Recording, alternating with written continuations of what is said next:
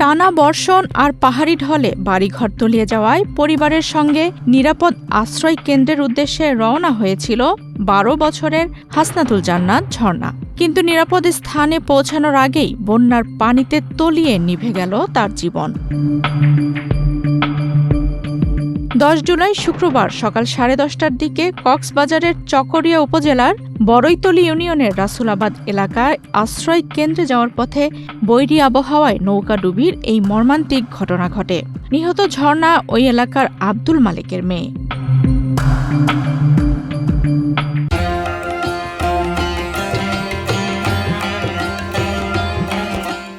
স্থানীয়রা জানান, বন্যার পানি ঘরে ঢুকে পড়ায় স্ত্রী ও ৩ সন্তানকে নিয়ে নৌকায় করে আশ্রয় কেন্দ্রের উদ্দেশ্যে রওনা দেন আব্দুল মালেক। হারবাংছড়া সেতুর কাছে পৌঁছালে প্রবল বাতাসে নৌকাটি ডুবে যায়। আব্দুল মালেক ও তার স্ত্রী সাঁতরে তীরে উঠতে পারলেও তার ৩ সন্তান পানিতে ডুবে যায়। পরে স্থানীয়রা ঝর্ণার ২ বোন জেরিন মণি ও শাওরিন মণিকে উদ্ধার করে হাসপাতালে ভর্তি করেন। তবে ঝর্ণার কোনো খোঁজ না মেলায় খবর দেওয়া হয় ফায়ার সার্ভিসকে।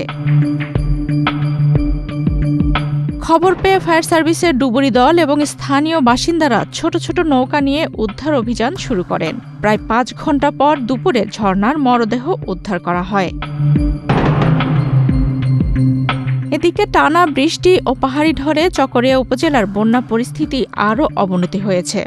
বিভিন্ন এলাকায় এখনও পানি বাড়ছে। উপজেলার শতাধিক গ্রামের প্রায় ৩০,০০০ পরিবার পানিবন্দী হয়ে মানবেতর জীবনযাপন করছেন। আফসানা রিপা, বাংলাদেশ প্রতিদিন।